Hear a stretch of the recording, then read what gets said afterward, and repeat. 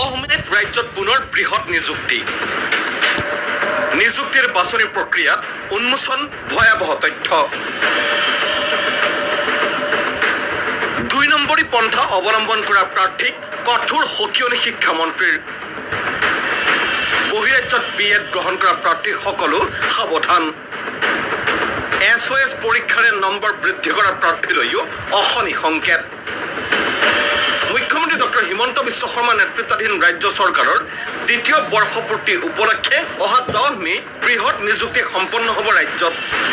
ইয়াৰ বাবে ইতিমধ্যে বিভাগে অব্যাহত আছে নিযুক্তিৰ বাছনি প্ৰক্ৰিয়া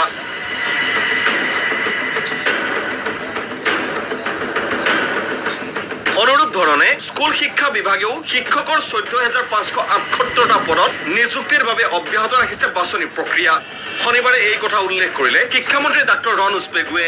আমাৰ টাৰ্গেট 10 মেৰ ভিতৰত 10 মেত চৰকাৰৰ বৰ্ষপূৰ্তি চৰকাৰে এটা বৃহৎ নিযুক্তিৰ পৰিকল্পনা কৰি আছে তাৰ ভিতৰত এই শিক্ষকৰ নিযুক্তি প্ৰক্ৰিয়াটো আমি সম্পূৰ্ণ কৰাৰ বাবে প্ৰচেষ্টা চলাই আৰু এই বাছনি প্ৰক্ৰিয়া চলি থকাৰ সময়তে পোহৰলৈ আহিছে অসম ৰাজ্যিক মুক্ত বিদ্যালয় চমুকৈ SOSৰ পৰীক্ষাৰ নামত শিক্ষা সংসদত নম্বৰৰ নামত অব্যাহত থকা বেপাৰৰ ভয়াৱহ তথ্য এই তথ্যৰ আধাৰতে মূল পৰীক্ষাৰ বিষয় সলনিৰে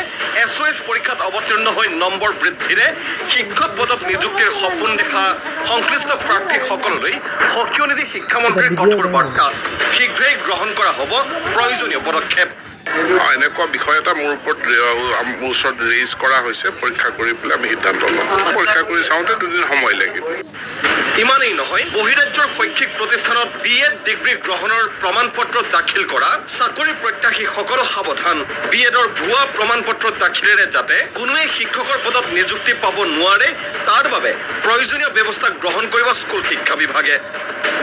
স্পষ্ট কৰি দিলে শিক্ষামন্ত্ৰী ৰণোজ পেগুৱে বিএড ইনষ্টিটিউট এটাৰ স্বীকৃতি দিয়ে নেশ্যনেল কাউন্সিল অফ টিচাৰ এডুকেশ্যনে এতেকে NCTৰ দ্বাৰা স্বীকৃতিপ্ৰাপ্ত অনুষ্ঠানৰ পৰা যিসমূহ চাৰ্টিফিকেট দিছে সেই চাৰ্টিফিকেটবিলাক বৈধ চাৰ্টিফিকেট কিন্তু এতিয়া ইয়াত কেনেধৰণৰ চাৰ্টিফিকেট জমা দিছে আমি পৰীক্ষা কৰিব লাগিব আৰু প্ৰত্যেকখন চাৰ্টিফিকেটৰে বেক ইন ভেৰিফিকেশ্যন হ'ব অৰ্থাৎ ইনষ্টিটিউটটো জেনুইন দেখুৱালেও চাৰ্টিফিকেটখন জেনুইন হয় নহয় এইটো আমি চাব লাগিব গতিকে প্ৰত্যেকখন চাৰ্টিফিকেটৰ বেক ইন ভেৰিফিকেশ্যন এটা আমি কৰিম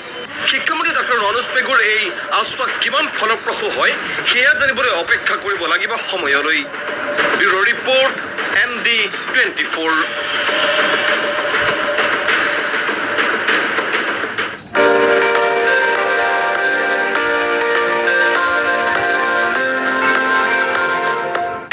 আপুনি চাই আছে MD24